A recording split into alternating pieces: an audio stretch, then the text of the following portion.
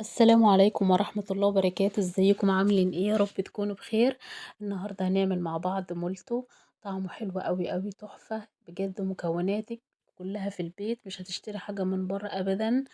عندك كل المكونات بتاعة المولتو الجميل ده كلها في بيتك. مكونات اقتصادية وطريقة سهلة. تحفة يا جماعة والله العظيم، وريحته كانت قلب البيت بشكل ما اقولكوش. العجينة قطنية وبيضة وجميلة جدا جدا، وقد ايه انها طرية وحلوة قوي. بصوا ما شاء الله عليها. يلا بقى مش هنتكلم اكتر من كده، ويلا بينا بقى على الطريقة والتحضير ونشوف عملناه ازاي وطلعنا الجمال ده ازاي. معايا كوباية ونص من اللبن. تقدري لو ما عندكيش لبن تحطي مية عادي جدا، بس تكون دافية طبعا واللبن دافي. خلاص معايا معلقة كبيرة من الخميرة الفورية. خلاص وبعدين هدوبها في اللبن، وبعد كده هنزل بيه 4 معالق من السكر، معلقة صغيرة من البيكنج باودر. خلاص هنبتدي ندوب السكر مع اللبن عشان خاطر يدوب، لأنه هو طبعا حب وكده. معايا هنا 50 جرام أو ملي من الزبدة، 50 ملي بس، يعني حوالي معلقة كبيرة. هندوبها في المكونات كلها. تقدري تحطي بدل الزبدة على فكرة الزيت، مفيش أي مشكلة. حطينا رشة ملح صغيرة، نص معلقة صغيرة. ده نص كيلو من الدقيق. خلاص حطيته على مرتين. خلاص بس لقيت العجينة سايلة جدا جدا، فطبعا حطيت لها دقيق لحد ما تماسكت معايا، وقعدت اعجنها طبعا زي ما انتوا شايفين كده. طبعا دي مش كل دي زي الدقيق التاني. خلاص، في دقيق بيشرب السوائل ودقيق بيطرد السوائل، فطبعا مشكلة الدقيق مشكلة يعني صعبة. المهم حطيتها على الرخامة رشة من الدقيق، وابتديت ان انا اعجن العجينة كويس قوي قوي زي ما انتوا شايفين كده. هي طرية وبتلزق. وحطيت دهن من الزيت في البولة، ودهنت بيها البولة مع العجينة، وهسيبها تختمر. طبعا بتاخد وقت في الشتاء، طبعا خدت لها بتاع اكتر من ساعة. حطيتها في الفرن وحطيت لها حبة من المية المغلية جنب العجينة لحد ما اختمرت. جبت العجينة قسمتها على 2، وهبتدي ان انا زي ما انتوا شايفين كده ابتدي ان انا افردها زي دايرة اهو.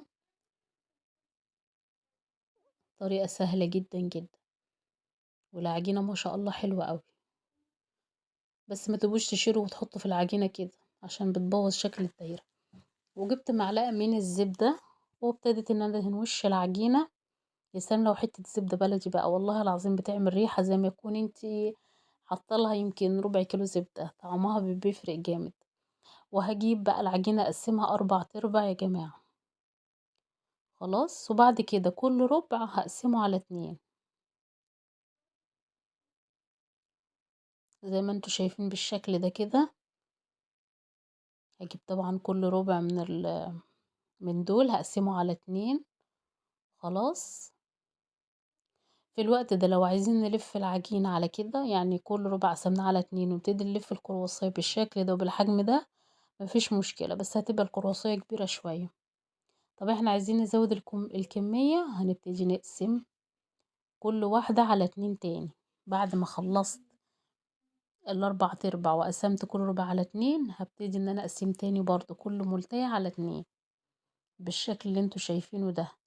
هي مش صغيرة ولا حاجة، هي مع اللفة ومع الخمر بتاعها قبل الخبز وبعد الخبز، فحجمها بتضاعف كتير. فما شاء الله بتبقى حلوة اوي.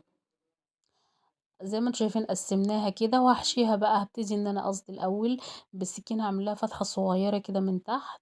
خلاص وهحط فيها شوكولاتة شيبس، اي شوكولاتة بقى، اي نوتيلا، اي مربى، اي جبنة، يعني براميلي، اي حاجة خالص. طبعا الحشوة دي بتاعتكم انتوا واللي انتوا تفضلوه، ممكن تسيبوها كده.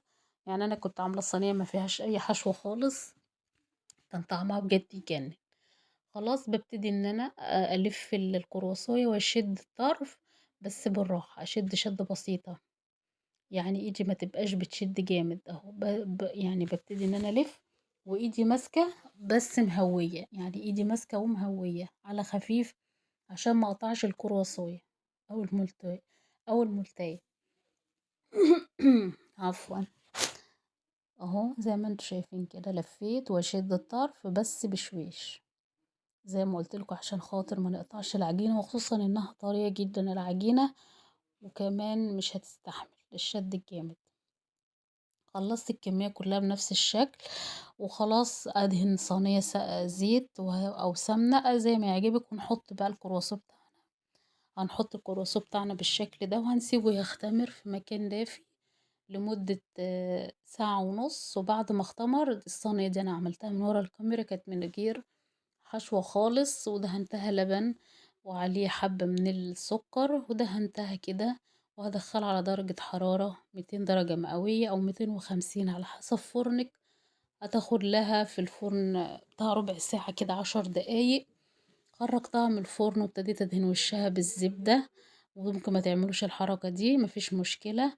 خلاص بقى كده الفيديو بتاعنا خلص والوصفة خلصت. يا رب الفيديو يكون عجبكم، ما تنسوش تعملوا لي لايك وتشتركوا في القناة. والسلام عليكم ورحمة الله وبركاته.